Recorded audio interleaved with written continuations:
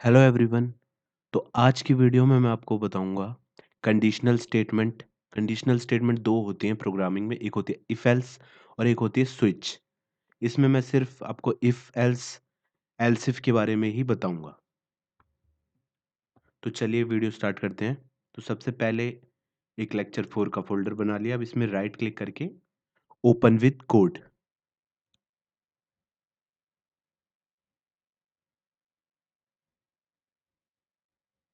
और ये हमारा वीएस कोड ओपन हो चुका है। अब यहाँ पे एक न्यू जावास्क्रिप्ट की फाइल बनाएंगे।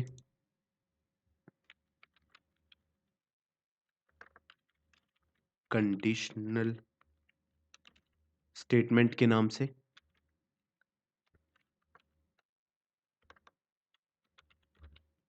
.js, conditional statements .js। तो इफ एल्स स्टेटमेंट का पहले मैं आपको सिर्फ इफ स्टेटमेंट बताता हूँ। हाँ, हम इफ स्टेटमेंट भी यूज कर सकते हैं। तो पहले मैं एक वेरिएबल डिक्लेयर करता हूँ, लेट नम। वेरिएबल डिक्लेयर करने की जरूरत नहीं है, ऐसे मैं आपको समझाता हूँ। इफ स्टेटमेंट क्या होती है, अगर हम इफ स्टेटमेंट राइट करें और उसमें एक कंडीशन दे, अगर वो कंडीशन ट्रू होती है तो वो एग्जीक्यूट हो जाएगी, और अगर ट्रू नहीं होती तो वो एग्जीक्यूट नहीं होगी। तो मैं आपको दिखाता हूँ। इसका सिंटेक्स कुछ ऐसा है, इफ पैरेंथेसिस, इसके अंदर कंडीशन देनी है हमें। हम कुछ भी कंडीशन दे सकते हैं, जैसे मैं कंडीशन दे देता हूँ 10 इज स्मॉलर देन 100। इफ के बाद पैरेंथेसिस में कंडीशन, फिर उसके बाद यहाँ से कर्ली ब्रेसेस, और इसके बीच में हम जो भी लिखेंगे, इन कर्ली ब्रेसेस के बीच में हम जो भी लिखेंगे वो एग्जीक्यूट होगा अगर ये कंडीशन ट्रू होती है, जो कि ये कंडीशन ट्रू है। तो यहाँ पे मैं लिख देता हूँ console dot log the given condition is true. अब अगर मैं इस प्रोग्राम को रन करूंगा तो इसका आंसर आएगा the given condition is true. ये देखिए, the given condition is true. पर अगर ये स्टेटमेंट ट्रू ना हो, जैसे मैं लिख देता हूँ 1110 इज स्मॉलर देन 100, जो कि कंडीशन फॉल्स है, और अगर मैं प्रोग्राम फिर से रन करूं तो ये आउटपुट नहीं आएगा। ये देखिए, तो यहाँ पे कुछ आउटपुट नहीं आया क्योंकि ये स्टेटमेंट एग्जीक्यूट होगी ही नहीं, क्योंकि कंडीशन फॉल्स है। अब अगर हम इसके नीचे अगर कुछ और लिखते हैं, कंसोल डॉट लॉग हाई, तो वो एग्जीक्यूट होगा। ये कंडीशन सिर्फ इतने ब्लॉक के लिए होती है, इस curly braces, open curly braces से क्लोज कर्ली ब्रेसेस तक। तो यहाँ पे फॉल्स हो गई। तो बस इफ स्टेटमेंट यही है। यहाँ पे अगर हम कुछ भी लिखें, जैसे मैंने लिख दिया फॉल्स एंड फॉल्स,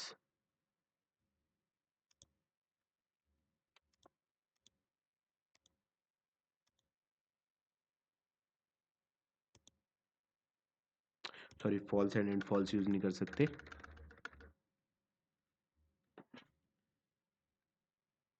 यहाँ पे जैसे वेरिएबल यूज कर लेते हैं, लेट num1 इक्वल टू 10, नहीं, स्ट्रिंग यूज कर लेते हैं, let string 1 is equal to abc and let string 2 equal to bca।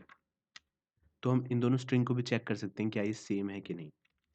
str1 equal equal str2, ये हमारा इक्वल टू ऑपरेटर है, ये बताता है कि ये दोनों इक्वल है कि नहीं। अगर ये इक्वल होंगे तो ये स्टेटमेंट रन हो जाएगी। Strings are equal, statement run नहीं हुई, इसका मतलब ये नहीं है बराबर। अब इसे अगर चेंज कर देते हैं, स्ट्रिंग को abc कर दिया, अब अगर रन करेंगे तो द स्ट्रिंग्स आर इक्वल, और ये हाई जो है इस वाले कंसोल का है। ये थी इफ स्टेटमेंट। अब आती है इफ एल्स स्टेटमेंट।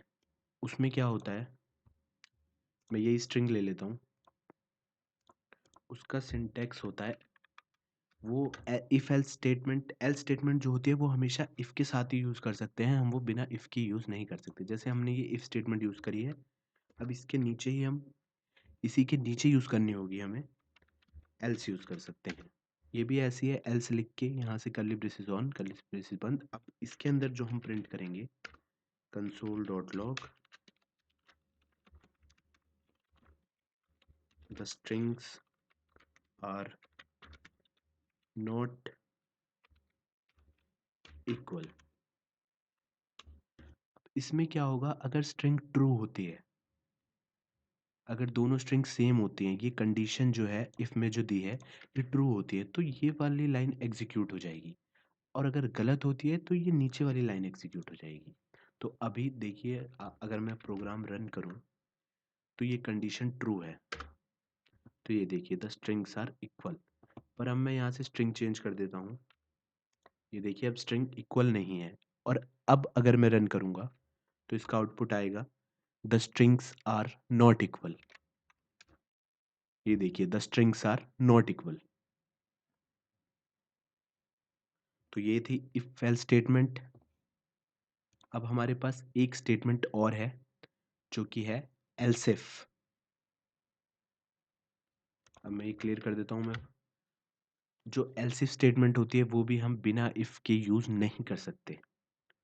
उसमें क्या है, अब देखो जैसे हम कर लेते हैं लेट नंबर इक्वल टू 100। हमने एक नंबर ले लिया दैट इज 100। अब अगर हम इफ में चेक करते हैं, if number equal 10,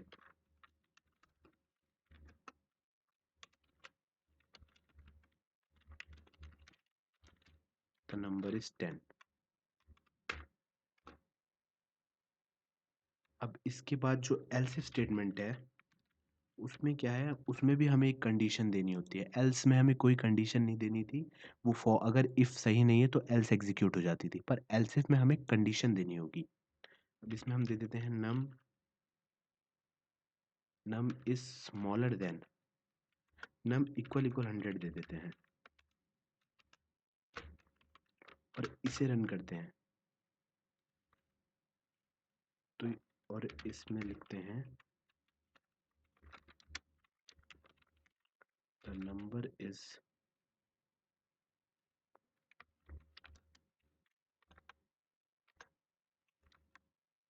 equal to, the number is equal to, हम 100 नहीं लिखते, हम वेरिएबल लेते हैं प्लस लिख के नम।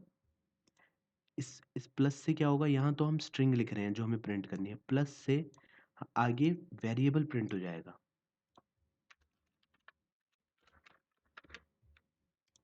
नम की जो वैल्यू होगी वो प्रिंट हो जाएगी यहाँ, अगर ये कंडीशन ट्रू होती है, जो कि ट्रू है। ये देखिए the number is equal to 100। और हम एल्सिफ के साथ एल्स भी यूज कर सकते हैं। एल्स एल्स में लिख देते हैं हम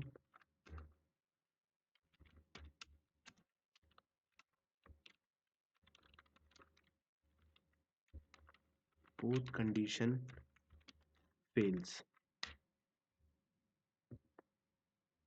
both condition fails। अगर दोनों कंडीशन, पहले वो ये कंडीशन चेक करेगा, अगर ये कंडीशन ट्रू होगी तो ये रन कर देगा और इन दोनों को इग्नोर। फिर वो इस पे आएगा, अगर ये कंडीशन होगी तो ये रन करके इसे इग्नोर। अगर ये दोनों कंडीशन ट्रू नहीं होती तो वो एल्स रन कर देगा। जैसे यहाँ पे मैं नंबर को कर देता हूँ 1000।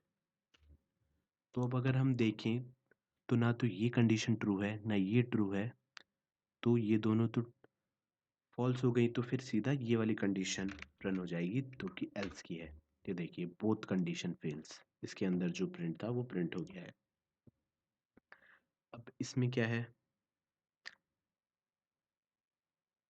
अ, अगर मैं यहाँ पे कर देता हूँ, मैं यहाँ पे कर देता हूँ इक्वल 1000।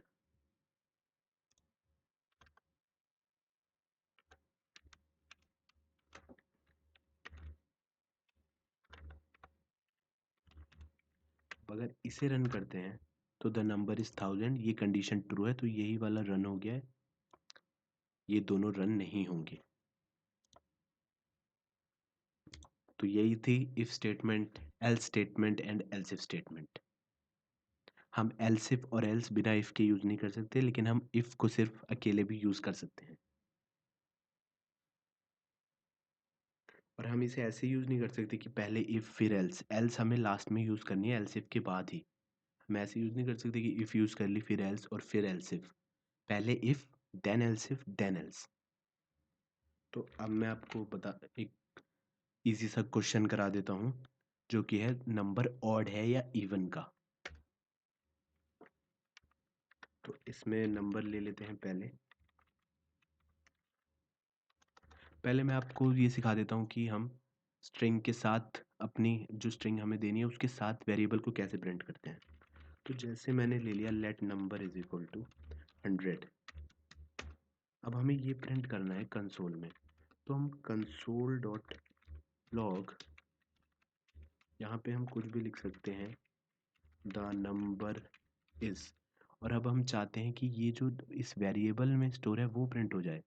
तो हम यहाँ पे जब ये डबल कोट्स खत्म हो जाए उसके बाद प्लस लगा के नम लिख सकते हैं। ये देखिए द नंबर इज 1000। और यहाँ पे याद रखें जब ये डबल कोट्स खत्म हो रहे हैं उसके बाद स्पेस जरूर दें। अगर हम ऐसे रन करेंगे तो ये ऐसे रन हो जाएगा, फिर यहाँ पे स्पेस भी नहीं आएगा द नंबर इज के बाद। तो ये इस चीज़ का ध्यान रखें। इसका एक और तरीका होता है, प्लस की जगह हम यहाँ पे कॉमा भी लगा सकते हैं, ऐसे भी वो सेम ही आएगा। पर ऐसे में वो स्पेस अपने आप ऑटोमेटिकली दे देता है। अब ये देखिए, अब प्लस यूज़ करिए, प्लस वाला सही है, इसे इतना यूज़ मत करिए। ज़्यादा प्रोग्रामिंग लैंग्वेज में प्लस ही होता है, जावा में भी हम प्लस ही यूज़ करते हैं। ये देखिए द नंबर इज़ 1000। अगर हम प्लस यूज़ करते हैं तो ये पूरी को स्ट्रिंग बना देता है, और अगर कॉमा यूज़ करते हैं तो ये पार्ट नंबर रहता है और ये पार्ट स्ट्रिंग रहता है। तो ये भी डिफरेंस था इसमें। अब मैं आपको ऑड इवन वाला क्वेश्चन कराता हूँ। पहले हम लेते हैं let my number equal to, number ले लेते हैं 28, जो कि है इवन। अब हम लेते हैं, इसमें लेंगे इफ एल्स का यूज। इफ माई नंबर, अब हमें देखना है कि हमें लॉजिक लगाना है, यहाँ पे कंडीशन लगानी है ऑड इवन के लिए। तो मैंने आपको एक मॉड्यूलस ऑपरेटर बताया था, वो हमें रिमाइंडर देता था। और ऑड इवन का सिंपल सा फंक्शन है, अगर हम किसी नंबर को डिवाइड करें 2 से और वो हमें 0 रिमाइंडर दे तो नंबर इवन है, ठीक है। और अगर 1 दे तो वो ऑड है। तो हम यहाँ पे if my number modulus 2 equal equal 0 ये लिखें। अगर ये कंडीशन ट्रू होती है तो इसका मतलब नंबर इवन है। यहाँ पे हमने कर्ली ब्रेसेस ऑन किए और यहाँ पे हम लिख देंगे console dot log the given number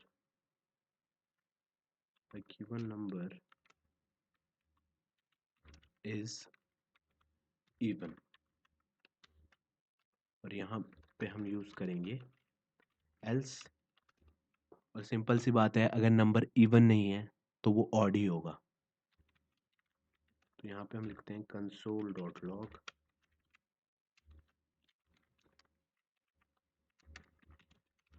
the given number is odd. अब ये 28 नंबर के लिए हम रन करते हैं।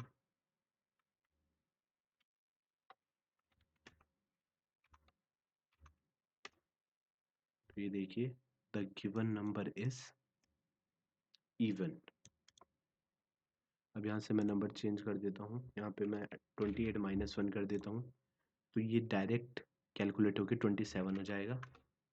The given number is odd. यहाँ पे ले लेते हैं 19, the given number is odd. और अगर हम पॉइंट में ले लें तो भी ये ऑड नंबर ही लेगा। अब अगर हमें इसी क्वेश्चन को ऐसा बनाना हो कि हमारे जो ऑड नंबर है वो ऑड आए, इवन इवन आए, और पॉइंट वाले नंबर आए उसमें आए कि ये ना तो ऑड है और ना ही इवन है। तो इसे बनाने के लिए हमें एल्सिफ स्टेटमेंट का यूज करना पड़ेगा। तो देखिए, अब यहाँ पे एल्स की जगह मैं एल्सिफ ले लेता हूँ और my number modulus to equal equal 1 कर देता हूँ, और यहाँ पे the given number is odd. अगर 1 रिमाइंडर आए तो नंबर ऑड होगा, और एल्स में जो कि पॉइंट वाले नंबर है उनके लिए एल्स में मैं कर देता हूँ console dot log the given number is neither odd nor even. ये देखिए, the given number is neither odd nor even. The given number is neither odd nor even. अब चेक कर लेते हैं 19 के लिए। The given number is odd. Check कर लेते हैं 20 के लिए। The given number is even.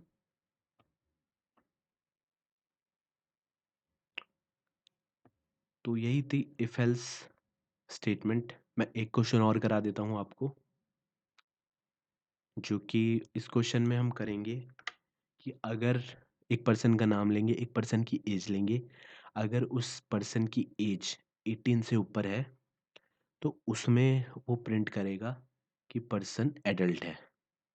पर अगर पर्सन की एज 18 से कम है तो उसमें वो ये प्रिंट करेगा कि अभी वो कितने साल बाद एडल्ट बनेगा, मतलब 18 का कब होगा। तो मैं ले लेता हूँ let my name equal to Prabhat, let age equal to 23। तो इसे प्रिंट करते हैं if age is greater than greater equal 18।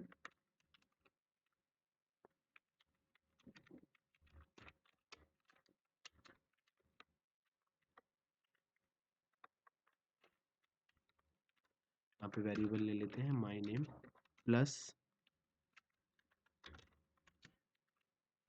Is adult. और अगर ये ना हो, ये कैपिटल में नहीं है, स्मॉल में लिखना है, तो एल्स में लिखेंगे console dot log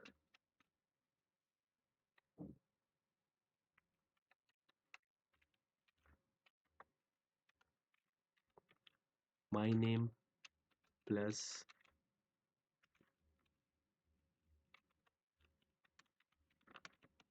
is not adult and he need to wait and he will be adult after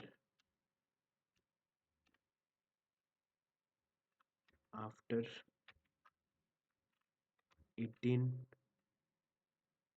minus age।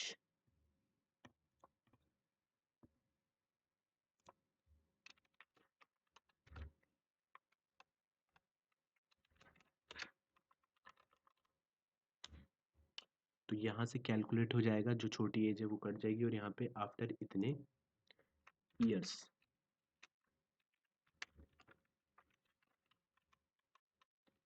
तो मैं पहले रन करता हूँ। यहाँ पे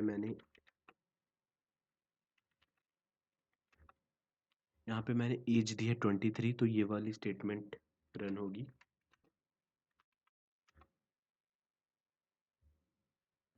कुछ एरर आ रहा है इसमें। हाँ, एरर क्या आ रहा है? अच्छा, यहाँ पे फाइल का नाम गलत लिख दिया था। ये देखिए, प्रभात इज एडल्ट। अब एज को कम कर देते हैं, एज को कर देते हैं 10, तो आंसर आना चाहिए 8। यहाँ पे आना चाहिए Prabhat is not adult and he will be adult after 8 years. अब देखते हैं सही आता है कि नहीं। Not a number years. Okay, गड़बड़ ये हुई है कि यहाँ पे कुछ गड़बड़ हुई है। Not a number years.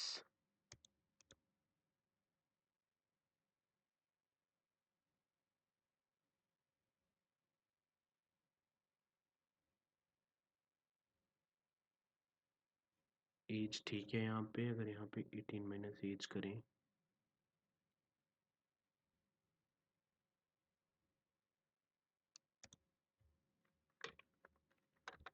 ऊपर सिर्फ ऐसे ही रन करके देखते हैं। 10 ईयर्स। ओके, यहाँ पे 10 ईयर्स आ रहा है।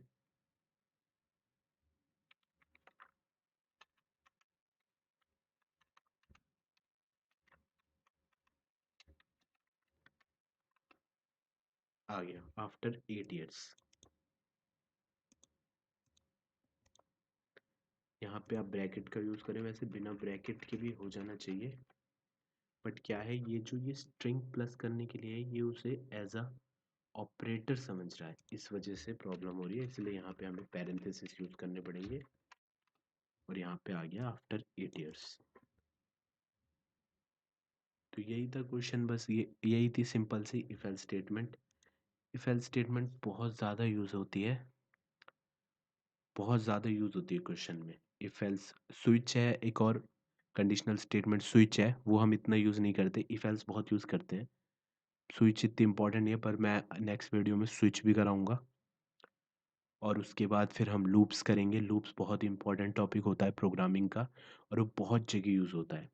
तब तक आप इसे रिवाइज करें, इफ एल्स करें, इफ एल्स के क्वेश्चन करें, आपको बहुत इफ एल्स के क्वेश्चन मिल जाएंगे।